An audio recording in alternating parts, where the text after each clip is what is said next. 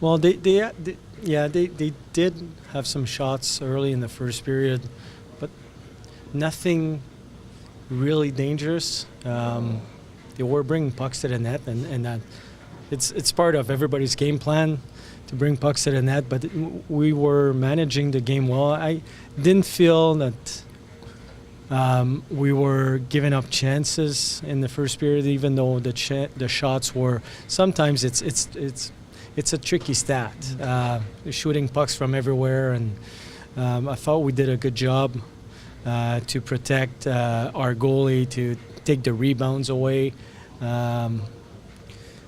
But we stuck to our plan. We kept it simple tonight. That's a team that forechecks with four guys. Like their Ds are really involved, so there's not much space. But if you do it right, you can create some scoring chances for and rushes for.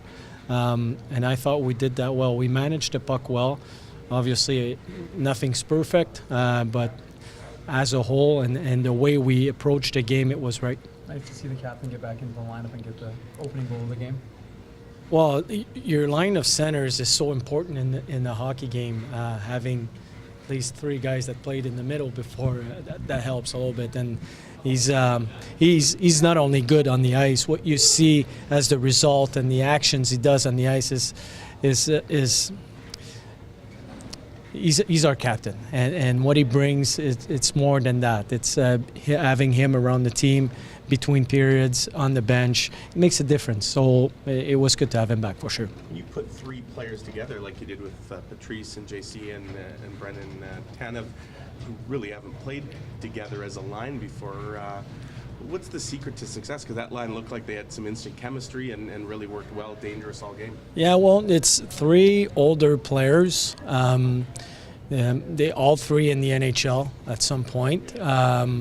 They got good experience. There's a combination there of good reads, speed, physicality. So we think it's a good line.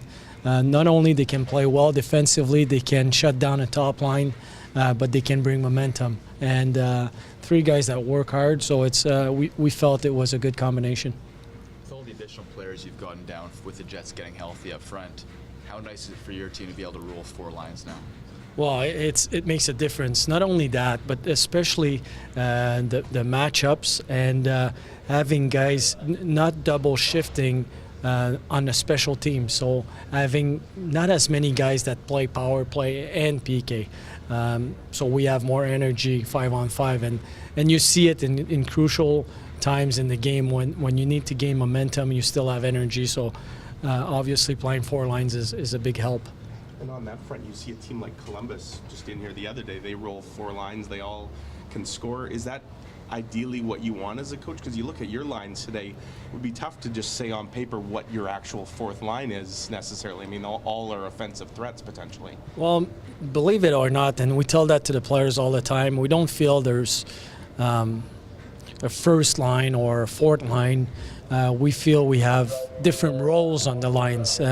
What we need to achieve as a line, it might be different. But obviously, as a coach, and you know, in this league and the NHL, you want to play four lines as much as you can. But really, the way the players manage the game and play the game dictates a little bit how you're going to coach them during the game. If they're going well, of course you want to keep it four lines and go.